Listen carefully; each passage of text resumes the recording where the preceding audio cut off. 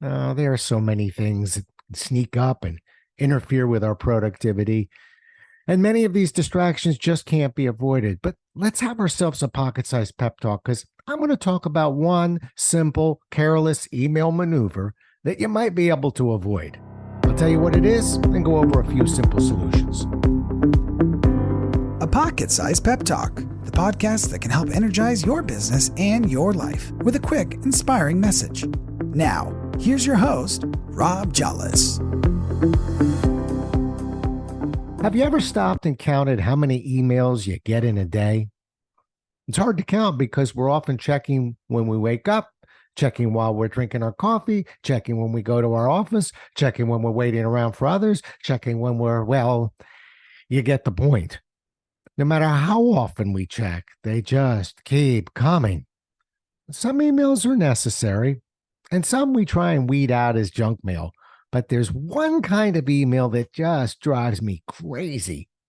I'm referring to the scourge of all humanity, the biggest waste of time and productivity on the email landscape, the dreaded reply all button. Last week, I was copied in on a rather simple email that went out to a dozen people.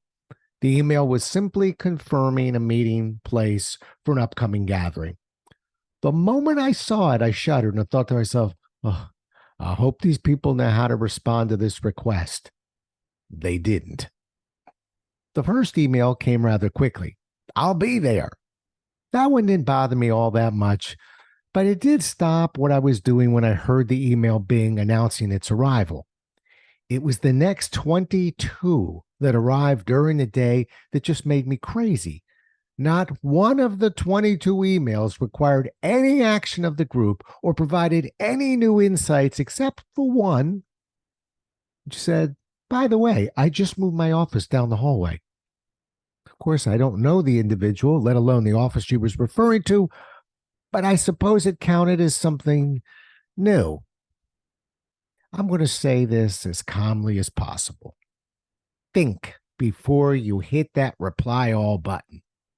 A part of me would like to remove this option altogether, but there are those few rare times when it is actually needed.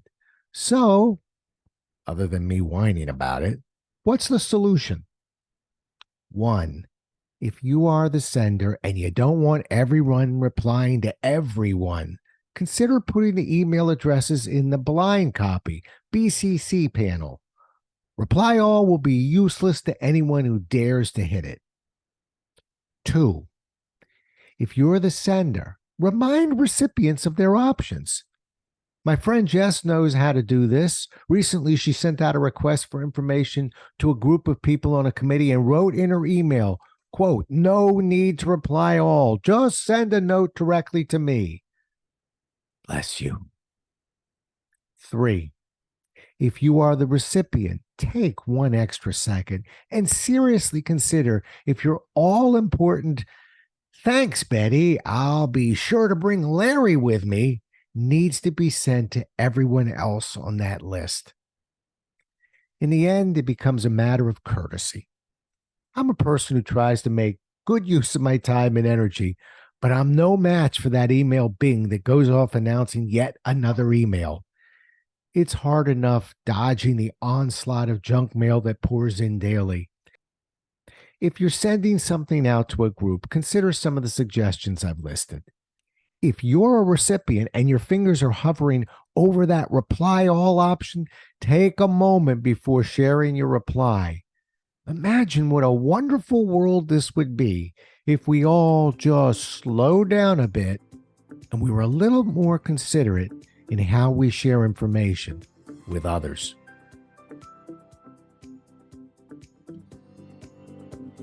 Thanks so much for listening. If you enjoyed today's show, please rate and recommend it on iTunes, Outcast, or wherever you get your podcasts. You can also get more information on this show and Rob at jollis.com.